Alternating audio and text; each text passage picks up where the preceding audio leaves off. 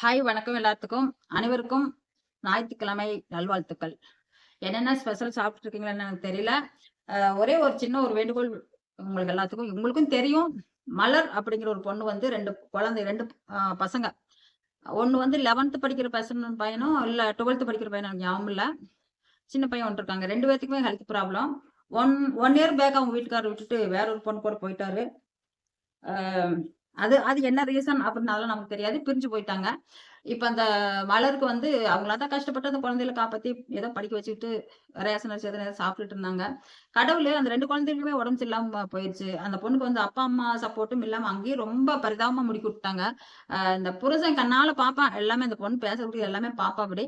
ஆனா அவனும் எதுவும் தடுக்கிறதே இல்ல. இந்த பொண்ணு இப்ப வந்து 1 வாரத்துக்கு முன்னாடி ஒரு 7 நாள் ஆகுது வீடியோ போட்டு.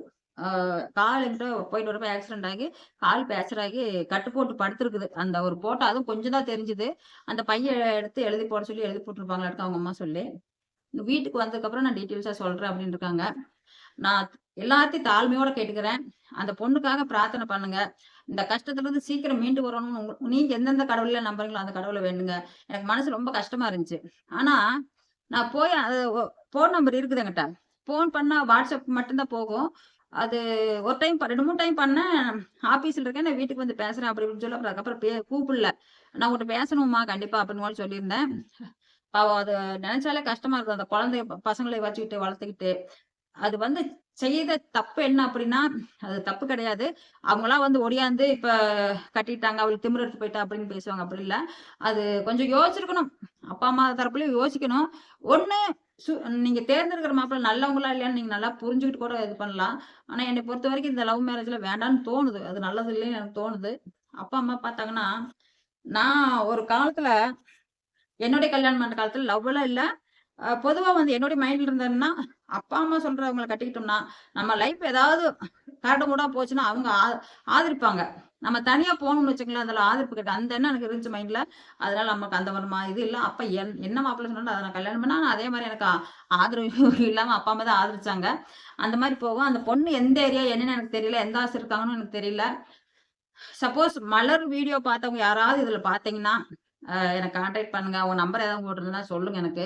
அ நான் வேணா நம்பர் அதுக்கப்புறம் சொல்றேன். அது எங்க இருக்கிறாங்க என்னன்னே தெரியல. சென்னைன்னு தெரியும். சென்னையில இருக்காங்க. ஆனா எந்த ஏரியா எப்படின்னு எனக்கு தெரியல. போய் அவங்கள சந்திக்கலாமான்னு ஒரு ஆசை இருக்குது எனக்கு. என்னால எனக்கும் முடியாது. இருந்தாலும் அந்த பொண்ண போய் பார்க்கலாம் அப்படின்ட்டு. எல்லாரும் நான் சொல்றேன். பக்கத்துல இருந்தாலும் சரி, எங்க இருந்தாலும் சரி, கொஞ்சம் சப்போர்ட் பண்ணுங்களேன் அந்த பொண்ணுக்கு. மலர் யூடியூப் சேனல் பேர் வந்து மலர்ன்னு இருக்கும். அது கொஞ்சம் சப்போர்ட் பண்ணுங்க அந்த பொண்ணுக்கு. யாராவது பக்கத்துல தெரிஞ்சவங்க இருந்தா கூட தயவு செஞ்சு கொஞ்சம் அவங்களுக்கு அந்த குழந்தை, பசங்களுக்கு நாங்க இருக்கிறோம் அப்படின்னு ஒரு தைரியம் சொல்லி சப்போர்ட் பண்ணுங்க. அது ஒண்ணு போதும். மனசு ரொம்ப கஷ்டமாச்சு எனக்கு. ஏன் இப்படியெல்லாம் நடக்குது? ரொம்ப கஷ்டத்திலேயே தான் ஓட்டிட்டு இருக்காங்க அன்கண்டிஷன்ல. ஆனா திரும்பவும் இது ஒரு தாக்கத்த குடுத்து, புதுசா ஒரு கம்பெனில வேலைக்கு சேர்ந்தாங்க. சேலரி கூட அதிகம் அப்படின்னு கொஞ்சம் சந்தோஷப்பட்டாங்க. ஆனா வந்து அது அது கூட ட்ரெய்னிங் போய்க்கிட்டு வந்துகிட்டு இருந்தாங்க. புதன்கிழமையோட ட்ரெய்னிங் முடிஞ்சிரும் அப்டின்னாங்க. அதுக்கு புதன்கிழமை முடியறதுக்கு முன்னாடியே அவங்களுக்கு காலு பேக்சர் இதாகி பெட்ல அட்மிட் ஆயிருப்பாங்களாட்ருக்கு ஆஸ்பத்திரியில.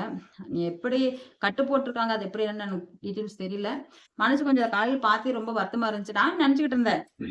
இந்த 1 வாரம் என்னமோ வீடியோவாவது போடலையே என்னடா அப்படின்னு நெனச்சுக்கிட்டு இருந்தேன். அப்ப பார்க்கும்போது எனக்கு இது மனசுக்குள்ள ரொம்ப கஷ்டமா இருந்துச்சு. இந்த சேனல் மூலியமா நீங்க யாராவது இருந்தாலும் அந்த மலருடைய சேனலுக்கு வந்து சப்போர்ட் பண்ணுங்க. உங்க சப்போர்ட் குடுங்க. ஆம் அது வந்து ஒண்ணு அந்த வீடியோ போடுறப்ப மலர் நீ பார்த்தாலும் சரி, வீடியோ போடுறப்ப நீ வந்து விளம்பரம் பண்ணாமயே போட்டுர்ற.